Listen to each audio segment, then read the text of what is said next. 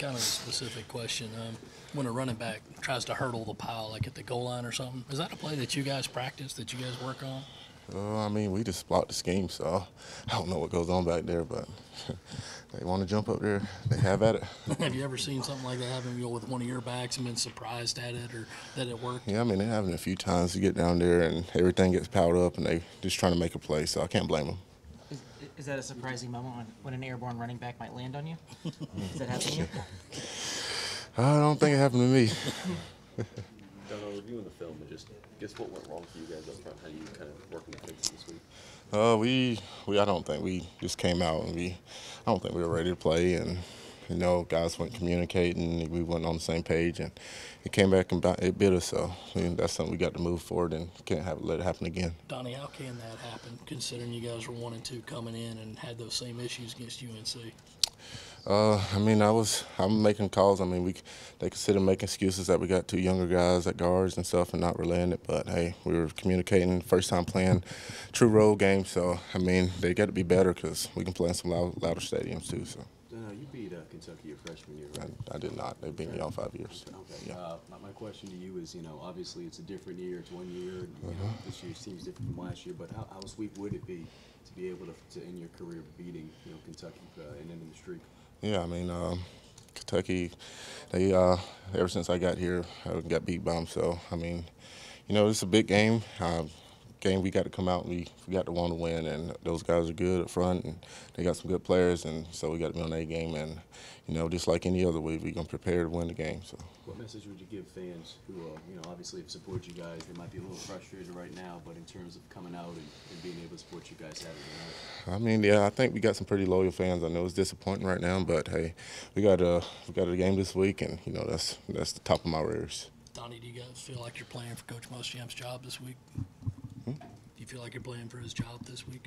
I don't want to answer that question. I don't know, what have you seen, I guess, through film from Kentucky that they do? They got some big guys, pretty long guys too, so they're going to be good. I mean, past years they they good on linebackers, plugging guys in, so we got to be good with our eyes and good with our hands and stuff like that. So yeah, that's what it's going to be. How has the nature of the Kentucky game maybe changed over your 5 years? Yeah, it's become a big game, especially we want to beat them so bad, and I mean they had our numbers the past years, but we moving on. This is a new year for us, a new year for them. So we're gonna see. Donnie, what do you remember about the first time you met Joseph Charlton? Joseph Charlton, I remember seeing him in his green truck, and he was asking me to go to the lake with him. So yeah.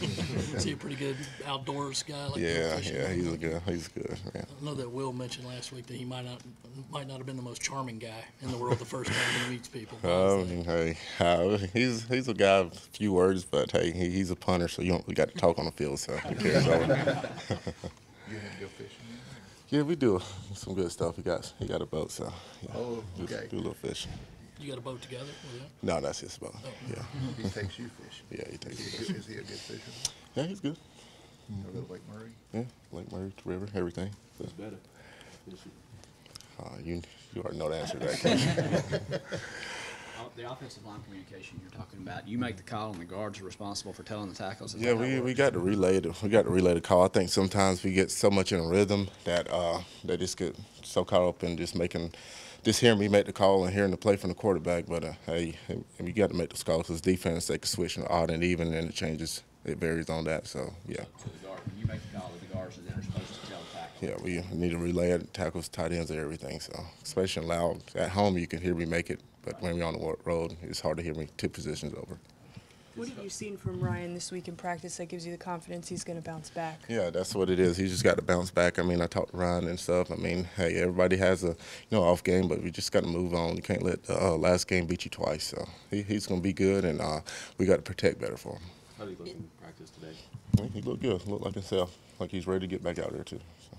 In the building, is there a sense this series kind of gets, I guess I use the word weird. It seems like every single game that you guys play gets sort of pulled into this kind of low-scoring game with just sort of a lot of odd moments and a lot of odd instances.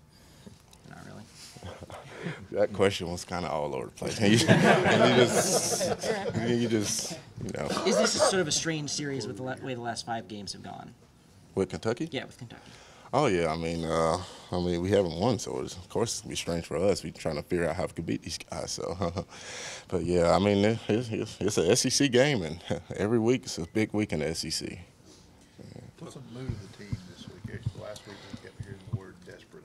What is it this week? Yeah, we're still desperate. You know, we want to win, and we just got to bounce back. So everybody's looking ahead for this game, and we got to prepare well and practice. So we're taking it one day at a time up to Saturday.